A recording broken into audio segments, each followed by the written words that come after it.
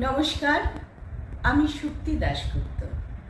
সাম্প্রতিককালে সেই রজতশুভ্র মজুমদারের নামটা যেন সর্বজনে বিদিত। তার লেখা কবিতা, গল্প সবার মনে একটা আসন নিয়ে নিয়েছে।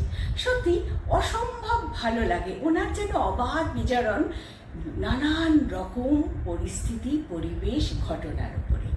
আমি আর কথা বাড়াবো না, সব ছেড়ে আমি আজকে 12টি ভয়াবহ ভৌতিক থ্রিলার নিয়ে কিছু কথা বলি।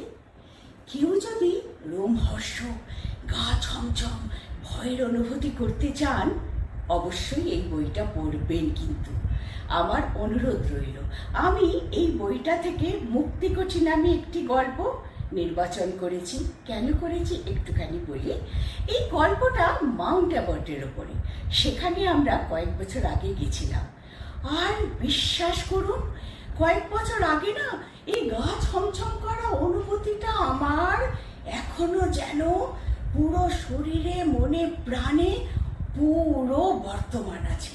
আর যখন আমি গল্পটা পড়ছি, আমি সম্পূর্ণভাবে জড়িয়ে পড়েছি সেই ঘটনার সাথে। আর প্রত্যেকটা গল্পের মধ্যেই এই যে রোমহর্ষকতা, সেটা আপনারা পড়লেই বুঝবেন। আর মুক্তিকোঠি সেই শক্তি না পড়লে বুঝতেই পারবেন না আসল ঘটনাটা কি।